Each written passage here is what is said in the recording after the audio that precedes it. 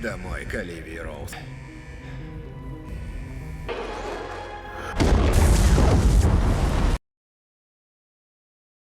In the midst of Ukraine's civil war, a contingent of U.S. peacekeepers is on assignment. Lieutenant Thomas Harp, a drone operator operating from a distance, sees an enemy truck on the screen and requests authorization to fire, but the commander refuses since some of his men are standing next to the truck. The armored truck is being watched by Harp, who notices that missiles are getting ready to be fired from it. The lieutenant presses a button and discharges a projectile after obeying the command. After being transferred to base, the lieutenant appears before a commission where he is accused of murdering 2 Marines for defying instructions. The individual succeeds in avoiding military prison, but he is issued a ticket to a particular camp. The unit enters a space where robots are scanning each soldier. Harp announces his discovery of Colonel Eckhart and requests an introduction to Captain Leo, his mission's superior officer. Eckhart refers to Harp as a criminal who has been given a second opportunity after learning that the boy has arrived in Leo. But he informs the lieutenant right away that Captain Leo is different from the others. Harp locates his building, where robot manufacturing is active. Finally, after navigating the hallways, he comes across Captain Leo's office. Even down to which city the new hire will wed, Leo is completely familiar with him. The captain gives the young man a cold greeting, suggesting that his merit is irrelevant in this situation. The purpose of Harp, according to the commander, is to deliver vaccines to a clinic beyond a barrier since cholera has been spreading there. But he acknowledges that this is simply the official account. In reality, they will meet an informant who will provide information about Viktor Koval's plans to use nuclear weapons to take over a neighboring country. The first dirty uranium bombs were made by Koval, and he now intends to travel to the abandoned nuclear power plants in Ukraine to use them against that country. Harp is not even allowed to recover by the captain before being told to pack and given some civilian clothing. The lieutenant is shocked to learn that the captain is not human, but rather a genetically altered biotech creation made to combat the Russians, when he sees Leo's transparent body. Leo confesses to Harp that the captain himself chose the person who disobeyed orders to build a strong team, therefore he wasn't really assigned here, as they are leaving. The commander of the dead Marines approaches Harp while the captain is gone for a little while. When Leo appears nearby, the guys are forced to quit reprimanding the lieutenant. Outside of the fence, the convoy advances. Being his first combat experience, Harp is understandably anxious. Leo tries to reassure him by changing the subject to something more personal, oblivious to the fact that this only serves to inflame Harp's resentment. There are still people living in the destroyed city as the automobile travels through it. Leo instructs the lieutenant to get the weapons ready after the dispatcher informs the convoy that a hit-and-run car is waiting for it up ahead. The drones identify militiamen among the people. Armed robots emerge from the armored cars to defend the vehicles, but despite their menacing demeanor, the rebels still pose a threat to the convoy. Leo exits the car and commands the troops to lay down their weapons. The captain approaches the group of militiamen to negotiate the opening of the route after removing his armor and any potentially hazardous items. Although none of the American soldiers can hear what is being spoken, the path is opened when the rebel leader shakes the captain's hand. After a truce is broken, Koval's mercenaries, who are a third party to the fight, start shooting through the broken windows, forcing everyone to evacuate. The robot is destroyed by a magnetic explosion that falls from the roof, and the captain must protect himself to save the team. From fear, Harp covers his ears with his hands and comes close to passing out, but he hears the commander's voice telling him to get a shot from the car and get ready to go on foot. The crew comes across a grave along the road, serving as a timely reminder that Koval must be apprehended.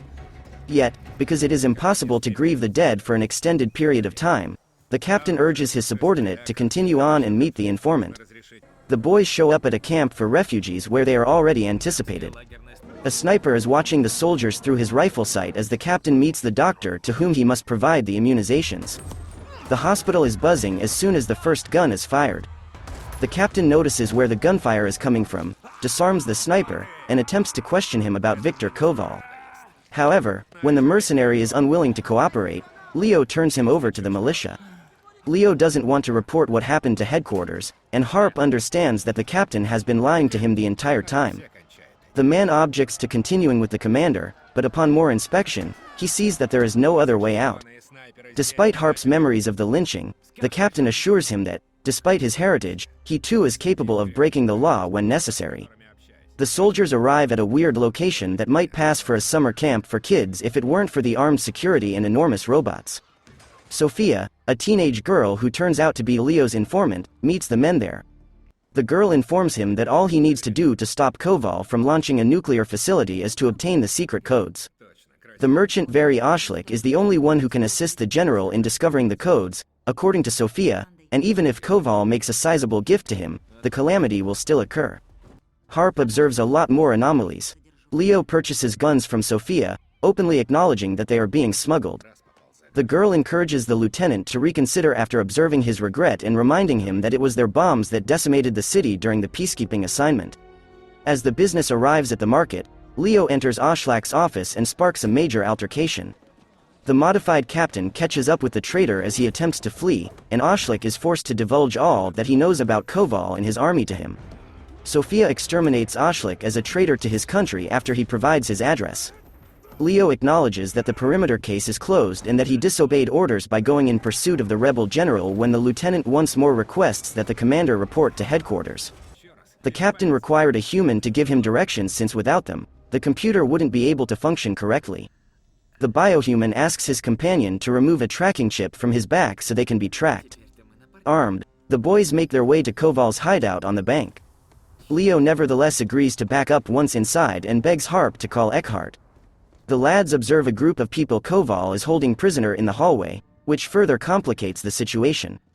Nearly all of Koval's guards are eliminated by Leo, but a far more difficult-to-kill robot suddenly appears at the entrance. Leo repeats the man's instructions to contact Eckhart as he runs away after the grenade launcher saves the partners.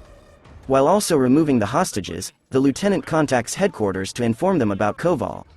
Leo must fend off the new cyborg while Eckhart analyzes the data. Harp glances around after freeing the hostages as tanks and troops flank him from 2 streets distant. A cyborg and an armed officer with a stranded girl suddenly appear, ready to fight off other cyborgs as dozens of military robots with guns approach the building. Leo is now attempting to block the second portion of the group from using the back entrance to flee. The hostages' screams can be heard as a gunfight breaks out outside. Harp makes an effort to rescue and extricate the civilians while leaving the defense to the robots. When Harp musters the confidence to venture outdoors, he observes that the conflict is just intensifying. As he phones headquarters once more, Eckhart informs him that there won't be any reinforcements from the live Marines and that Koval will be destroyed with a rocket in a few minutes, so he should leave quickly. Leo is still inside the building, and the lieutenant informs Eckhart of this, but to the colonel, it's just collateral damage. Harp fires his first ever shot towards the opposition in an effort to save someone. He begins to feel anxious, but when he sees a drone flying over the street, he puts his anxieties on hold and helps the injured woman get to safety. There is an explosion that occurs directly behind them. When Harp emerges from concealment, she notices the ruins. The man quickly thinks back to a time when he broke orders and also killed people. Harp is confident that they are now traveling to headquarters because Leo appears to be in possession of the suitcase with the codes, but the biohuman makes it apparent that he has other plans and will not grant access to the American government. The captain knocks him out and drops him on an empty street so the lieutenant won't meddle with him. When a militia car approaches him, Harp regains consciousness and sees that Leo has taken all of his weapons. Nothing the lieutenant attempts to do to get away succeeds. The captain now makes it to Koval's covert base. When the militiamen remove Harp from the sack and inject him with truth serum, he recognizes Sophia standing in front of him.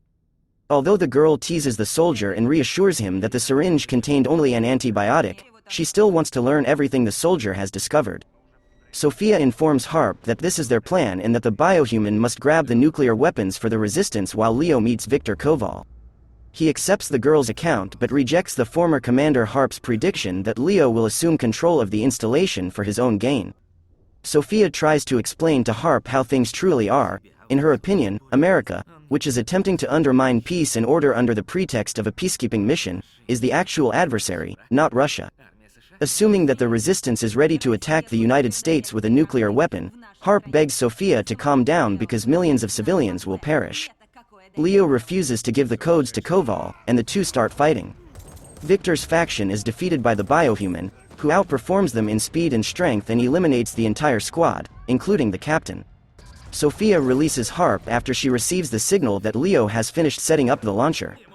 When the man arrives at the first post and is transferred to the base, he can at last tell Colonel Eckhart the whole truth. The officers don't believe the lieutenant when he claims that Leo has betrayed the states and is currently traveling to the installation to launch nuclear missiles at America. They argue that their intelligence could not have permitted this to happen. Harp finally succeeds in getting the colonel to take the story seriously by using the right words. Command is unable to halt the biohuman, so Harp steps in once more. He contacts his old squad and asks them to locate Oshleck's automobile, which Leo has been using the entire time. Although the captain's automobile has been located, it is already close to the Russian border, and the colonel is hesitant to deploy fighters there because he has no way of verifying the lieutenant's claims. Eventually Harp makes the decision to go personally and attempt to destroy the nuclear facility's control center. The colonel supplies Harp with explosive munitions so she can eliminate the biohuman. Although Eckhart is unsure whether he can trust the man, he does offer him an opportunity to make amends. A coworker emails Harp the last coordinates where Leo was observed after the drone loses sight of the car. In order to stop the missiles from launching in time, the lieutenant moves quickly. Captain Leo has just arrived at the abandoned facility when Harp arrives. The guards' bodies are found by the man, but neither the missile launcher nor his former companion are in his line of sight. Leo activates the apparatus and is ready to enter the launch code while the lieutenant hunts for the rebel. When Harp does locate the console, it is empty, and Leo and the items in the bag also vanish. The traitor is getting ready to launch the rocket when Harp's labored breathing interrupts him. The biohuman strikes his friend after spotting him outside the door in an effort to remove the interruption. Leo returns to the nuclear site after dropping the lieutenant's body after Harp uses his weapon to try and save himself. The 5-minute countdown starts when the biohuman turns the key. Although HQ captures the installation's launch, the colonel decides against releasing the drone in the absence of Harp's report.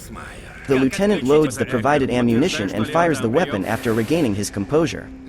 Harp destroys his buddy, but he fails to disable the installation. Leo tells his friend as he is about to pass away that he wanted to make sure that there were no more men like him because if there were, America will never stop starting wars. Despite Leo's noble intention, Harp chooses to act morally and informs headquarters that he has located the weapons and that the captain can unleash a missile that will destroy the nuclear site. The projectile is fired by the drone, and headquarters witnesses the factory and nuclear facility catch fire. No one knows if Lieutenant Harp survived. A little while later, the man contacts the other party and updates them on the assignment.